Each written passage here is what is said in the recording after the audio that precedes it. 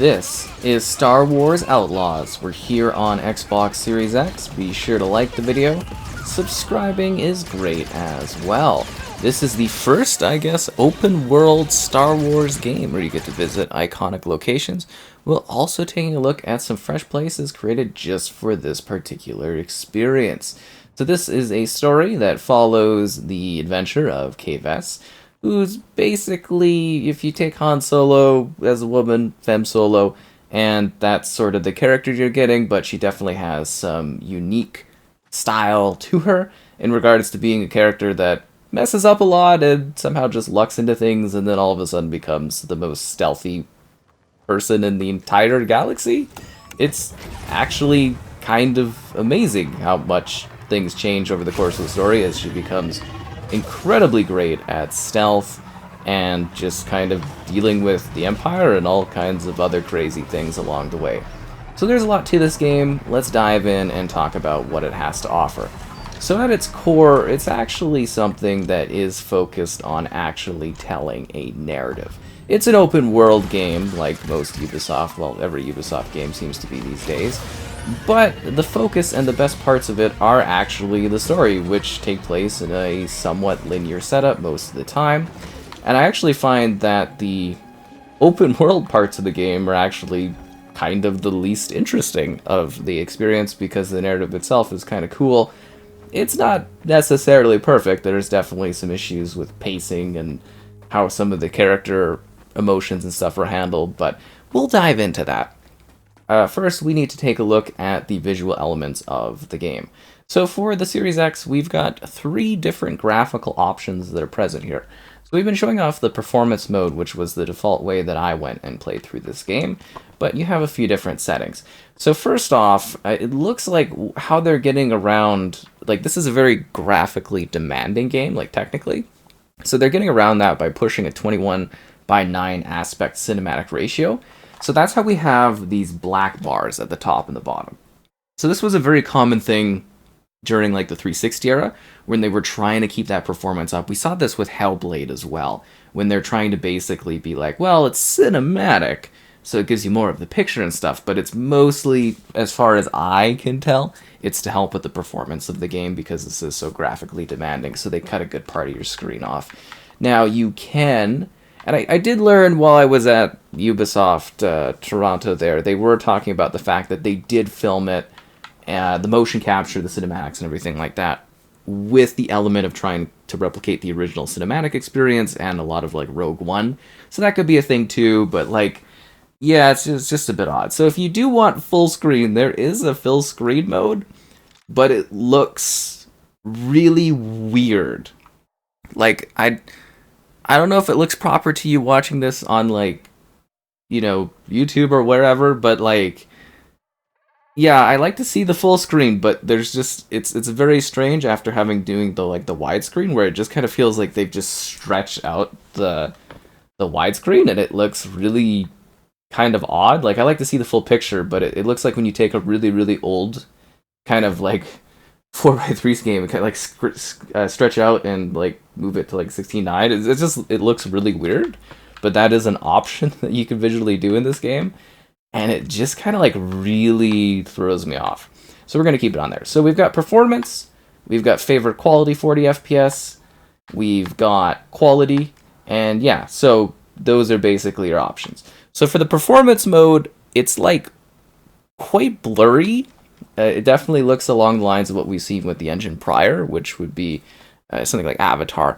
So it's definitely having some heavy FSR, which is, you know, the AMD's technology scaling thing, aggressively at times, especially during like water and sequences, and it adds like this shimmery effect to the game. So it's like, I want to say it's really, really, really dynamic 1440p. Like, this map is actually probably one of the worst showcases of this game in terms of fidelity because it's just blurry. It really is. At the same time, they do a great job of actually allowing us to see far out into the distance there in terms of, like, the draw distance, the rendering, everything like that. But, like, it is very blurry. When you're inside interiors and stuff like that, it looks a lot more detailed. But this is probably the mode I would suggest going with. 99% of the time, the performance is just, like, smooth. I didn't have problems. Then we have favorite quality. But we're going to jump to that afterwards because I want to show you what quality is. So quality, oh, and it's like sub 1440p, and it like upscales temporarily higher. So for for the quality mode, it looks more like we're getting 1800p-ish dynamic. And again, it scales a lot, but this planet looks a lot better. But we are getting like 30 FPS here, which is much more cinematic, but, you know, it's kind of like, eh. And then if you have the display for it, the 120 hertz display, I guess I should show off a little bit more of this so you can see in action. So the picture quality is a lot better, but this is a very action-driven game where you're like, pew, pew, pew, pew, pew, pew, you're fighting and you're moving and stuff like that. So I wouldn't really recommend this mode, and it doesn't look that much better to the point where you're like, oh no, this is way better. Yeah, not really. And then we have the 40 FPS mode. And you can change the film grain and the blur, motion blur, and everything like that. So the favorite quality mode is a 40 FPS mode. So I really like, so it's the same sort of resolution and everything like that. It's just giving you a slightly higher frame rate if you have the TV that does actually support that. So this is like, again, a best of both worlds kind of thing. I'm really, really loving games that are embracing a 40 FPS option. I think it's a really, really great idea. It's not the complete smoothness of, say, 60 FPS, but it is something that does give you a better looking quality and a better looking game that still feels a little bit fluid. So that's for you with your higher frame rate 120 hertz screens. This is a nice option because you get that clarity in the environment and you get that extra little bit of frame rate, and it does seem to be quite smooth when you're playing the game, which I did genuinely quite appreciate gameplay wise, so that was a nice option. But we're going to be switching back to the performance mode just so we can keep playing that, just because I like the higher frame rate and I'm sure a lot of other people do as well. So another thing I really need to mention is that there's great accessibility options, but gameplay wise, there's this setting, there's lots of settings for difficulty and everything like that, but specifically lockpicking, I would highly recommend turning off right from the get-go. Let's just say it's not great to do the lockpicking. I have chatted with various people about it as well, and the automatic suggestion I go with is you turn it off entirely because it's just not very good. And the speeder bikes are honestly a little hardcore to use, these things. They seem to run into like everything in the galaxy they seem to bump into, and you'll die pretty fast, and yeah, that could be a little annoying. So those are just some of the preset things that I would kind of recommend you switch up a little bit for gameplay to have a better time. There's also HDR support. Sorry, I got like a little distracted there, but you know, those are the full context of just kind of settings and recommended stuff. So let's dive in and let's talk about the game from a story perspective. So as Kay Vess, you are basically someone where everything goes wrong all the time for you. You keep stumbling into larger and larger problematic situations, needless to say. Whether you're the reason those have happened or not, you find yourself in worse and worse situations the entire time through. And then as the main story progresses, you continue to interact and anger different individuals and cause different problems. But you yourself are attempting to make your way in the galaxy so that you can be free, as to say. You want to be free. You don't want to be stuck working for one faction or another, or you don't want to go in jail or whatever that might pop up. And that's kind of the big part of the game, is you are trying to be free by doing like a big score. And you just randomly come across different people, and some of these people will help you, some will be problems to you, and you just kind of awkwardly stumble from one situation to another. And that's what I'm saying, it's kind of hilarious, where she literally is the most stealthy, tactical individual in the entire galaxy. She's got the move, the style of basically Han Solo, but I think a little bit more heart there, especially between her and her little companion Nix, who is a really cute, fun little critter, and the two of them really are quite family, and I love the interactions between the two of them. because you're essentially just like, I mean, you can call him a bit of a pet, kind of like a bit of a dog, I guess you would say to some degree. But there's just so much more heart there as you interact with that character and just kind of go across the galaxy with this individual that is so helpful for you. Jauntus Hope. Okay, that's where we're going. We're gonna fast travel and then zip off across the galaxy because there's other places to check out. But like Nyx is really quite helpful because Nyx you can control and have like distract, or you can do different things with, and there's lots of cool little moments. Like you can go to like a food place and you can have like an eat session with Nyx, and you know there's like a whole mini game where you're sitting there kind of like eating food and stuff with your, you know, little pet buddy and everything like that. And it really was kind of amazing seeing that sort of thing go on as the two of them work together. And that water is so FSR'd in this game, it looks just not great. Like, this is the type of game that I think looks relatively good on the Series X, but will look way better when they do like a next-gen version for a different console, or if you have like a PC that can get more out of this game. Again, it looks perfectly fine. The performance at 60 FPS is great. You know, all smooth, everything like that. It's awesome. So gameplay-wise, you get a mix between regular on-foot gameplay, and then you can also go into space a little bit. So this looks like they basically took that space game, Starlink or whatever it was back in the day, and they kind of adapted it for Star Wars since they share like engine tech and everything like that. And then you can go in space. Kind of also like Lego Star Wars, but there's like little like opportunities and gigs and things you can do as you are out there exploring the galaxy, which is kind of cool. And like it's fun. It's just like an extra little space area, and then you can kind of like punch it. You can go way off, you know, hyperspace, everything like that. It's pretty cool. So from a story perspective, the opening is neat. It sets the character up. You get a little bit of a glimpse into her life. They tell lots of different story stuff. I do think that pacing-wise, the beginning of the game is a little slow. It takes a long time to kind of get through what is their tutorial thing when you really kind of get off the first planet, and then from there it's kind of like really, really fast, and then it goes really, really slow again. And it's got like this weird pacing. And I feel like, I don't know, like I skipped or missed some sort of narrative thing, because she's got this really weird interest in her companion robot there, who's basically like a Terminator, like an infiltration Terminator. So that I found a little weird, because I was sort of like, she gets strangely attached to her companions while also not being fully attached to her companions. And I like how the game doesn't fully fall into the Star Wars Rebels kind of thing, but still is very much a typical on-beat Star Wars story. So I kind of wish that they would have leaned a little bit more into the outlaw part of the game. So the outlaw aspect of it is basically you are doing a heist mission. That's this game. You are going out to the galaxy and you are assembling a crew so that you can do a heist. It's all really suspicious. It's all kind of quickly thrown together. It's all, you know, there's a lot going on there. And there's a lot that you do and a lot that you interact with. There's a lot more you can do. So the game has a pretty lengthy main story that kind of goes on for quite a bit. It has really weird difficulty spikes towards the end where I'm like, holy. Yeah, and then, like, again, pacing and stuff like that. It's a little odd. But no, it is quite interesting from that perspective of you doing, like, a heist mission. It's basically like a Han Solo type.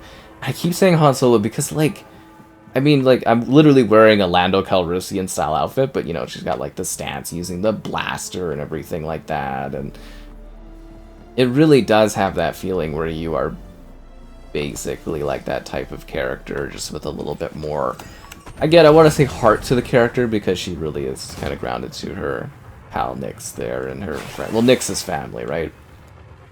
And that's kind of a big thing here, is essentially like meeting characters, doing stuff. And there's a lot more to this as well, because you can essentially go and interact with these different factions, and there's all these different quests that you can find along the way. So I could be like walking around the town here, and I might come across a person and get like a quest and do like a side mission or something like that. And there's quite a lot of that going on in this. But the big part of this game is the factions, like I've mentioned. Like, you are, you know, you're an outlaw. right? You're not like a rebel. You're an outlaw. So you can like interact with the Empire, or you might, you know, kind of interact with the Pikes or the Hutt cartel, and you have like a reputation that you build across the different factions that are present within the game. So you might like be buddy buddy with Jabba and the Hutts, right? That might be your kind of thing. Now, the other problem with that faction system, because I think it's a really cool concept, that you are essentially sitting there, and did I just do... That's what I was talking about, where the bikes are kind of a pain. You just get, like, caught on all kinds of stuff all the time and, like, bail out. But, like, the faction system, to me, is really, really strange, because it's like...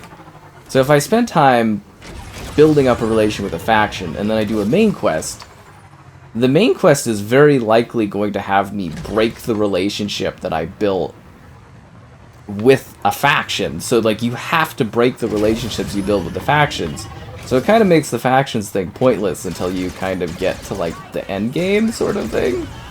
And it's just really, really quite confusing, because it's like, well, the factions thing is cool, and then it's like, it's not super cool because, well, you know, it just becomes kind of like pointless because you're not able to actually pick the side you want. But everything does factor in, and your choices do to a degree make sense. There are some choices in the narrative, but I was just kind of like, oh, I really like Crimson Dawn, I'm gonna work with them.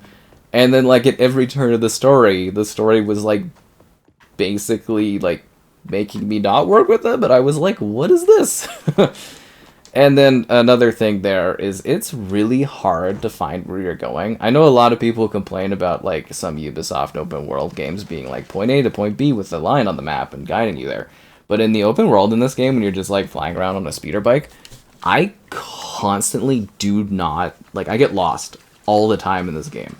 Like, I get sent off in the wrong direction, and it is really, really quite annoying to get around in the open world segments. And that's where I kind of say, like, the open world, I don't think is the strengths of the story, because it can be so annoying to get from place to place. I really didn't like that aspect of it, just because I wanted to, like, you know where I was going. And I was like, well, I went off the wrong road. I was like, I thought this was the way, and then I'm going this way. And it's just really, really quite annoying. They should have had a more hand-holding type mode as well. I was expecting this to be a more interesting side venture thing where there's a quest here, but I don't really get the point of the area I'm in, actually.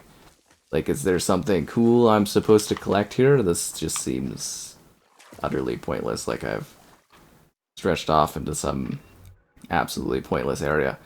That was so bizarre. Okay, so yeah, and you get to visit a few different planets, you get to visit a few different things, there's some nods, there's some nostalgia bits, there's some stuff where it's like, hey, you know, remember this and that. It's not too heavy-handed in that regard, though. It's just not like, it's not like Star Wars these days, where Star Wars is always like, hey, remember this? Remember that? It doesn't really fall into those traps as badly as a lot of other Star Wars stuff does. It's interesting, it's got some fun things, but yeah, some of those are still present in this game. That's where I was, once again, saying, like, it's cool that this fits into the era where it's kind of like, you know, Return of the Jedi and stuff like that. But at the same time, you're in that era, you don't have to hit every single, like, remember this moment. And that's just getting really tiring for Star Wars. So, I like a lot of what this game does, gameplay-wise. But I also have a lot of, like, issues, too, with the game in certain situations and stuff like that. And I did find that there were some bugs, nothing too detrimental, but there were a few times I had to restart, like, levels or parts of levels because something didn't work correctly. And that got a little annoying, but it wasn't too bad. Other than that, kind of little funny bugs were the things kind of, like, didn't work as intended, which were kind of comical. And that's what I'm saying, though, like, visually, like, you get some really gorgeous stuff, even with the, you know, sort of resolution scaling. And then you get some parts that don't look great, and it's like, it's really weird. Like, that first planet you start out on is probably, like, the most kind of demanding, but you go to somewhere like Tatooine, like we're going to show off here, and it really does look quite beautiful, the sand and everything like that. And I think it's kind of the complexity of it. Another really cool part of this game is, like, they actually have, like, Mos Eisley, like, you just like walk around the place. Like it's kind of amazing. Like the whole area of the shuttle area, you can just like walk around, which is so neat. Because I don't think you've been able to do that in Star Wars necessarily, like fully mapped out to the degree that it is here. Like you actually get to land and then like walk around the city and then leave the city and go around, and it's neat to see Tatooine created in this sort of way. But I should get back on task. So I liked this game. I wasn't also necessarily like blown away by the game. It was pretty safe. And at the same time, it felt very much like Star Wars that we've had in recent years, just minus you being like a Jedi, if that makes sense. Like, you still do a lot of like parkour, you do a lot of climbing, you do a lot of environmental swinging and movements, just with a focus on the blaster. You do a ton of vent climbing, stealth mechanics, where the stealth mechanics like are sort of to a degree like hit or miss in regards to like how well they kind of worked. And yeah, it's kind of like, I don't know, at times I was enjoying myself in the game most easily, and other times I was kind of like, I felt like I was sort of going through like the motions. And yeah, it's kind of weird because like, I don't know, I wanted to really quite like what this game had to offer. At the same time, there were some parts of it where I was just like, it's kind of okay. Like, it's a good, lengthy story game. I do think some of the open world stuff sort of detracts from your experience of doing the single player kind of focused narrative. But, like, at the same time, it can be really cool when you get to go out and just explore the open world planets of Star Wars. Like, that's really, really awesome. Especially, like, going across Tatooine. Although, at the same time, I am growing a little tired of Tatooine across Star Wars stuff, because they tend to overuse it. But, you know, it is neat to actually visit the whole world of Tatooine. So, like, again, it's sort of, it's an okay game. It's a solid Star Wars game. There were issues, pacing problems, some story stuff here or there where I was just kind of like, wow, she's really strangely attached to this robot character. I don't really, like, Nyx, they do a great job showing that. And then, like, I don't think they necessarily spend a lot of time, or enough time, with certain characters for you to get to know them and care about them. And other characters got, like, a lot of focus, and it was almost like there's too many characters going on. And I know you're building, like, a heist team, but yeah, it's just kind of oddly paced here or there. I still think that it's a pretty decent Star Wars experience, especially if you focus on the story. But I can definitely see where some aspects of the game might not fully hit for some people, whereas others will be really, really cool. I was trying to show off more action, but like, I feel like all the action seems to mostly take place on the actual like story missions that you're doing. Like where you're going and actually like fighting things and stealth. But yeah, the game does have a lot of repetitive elements of like, hey, you're breaking into this place using a key you're splicing in. And then, hey, you're going through a vent, or hey, you're doing stealth, or... So yeah, you were kind of doing a lot of very, very similar tasks over and over again, and then, you know, that kind of was like sort of the big part of the story. I did love how detailed the places were, though. They get mad if you jump at them a bunch. Like, it's really cool to see Star Wars captured in this way, where you can actually see regular people doing stuff and go through, like, regular towns and run into folks and that. And that was really, really cool. So I think they did some great stuff with Star Wars here. I think they also played a little too calmly into things that we're very familiar with from Star Wars. But I think they kind of nailed the aesthetic. Like, the stormtroopers look fantastic in this game. So yeah, it's kind of like a mixed thing, where there's things I certainly liked, there's some stuff I didn't like, and I thought it was just kind of generally solid. Like, it's fine, it's decent. It wasn't like a mind-blowing Star Wars experience where everything was crazy and, you know, I was like, I don't know, it didn't exceed my expectations, but it played into them pretty nicely, and it's a pretty solid, like, average sort of Star Wars experience that I think some will really quite like, others will be like, oh, this was so-so, and, yeah, I don't know. Outlaws was kind of neat. I'd like to see more different types of Star Wars stuff, and I don't know if this goes further enough from Star Wars to being like truly different, but still okay overall.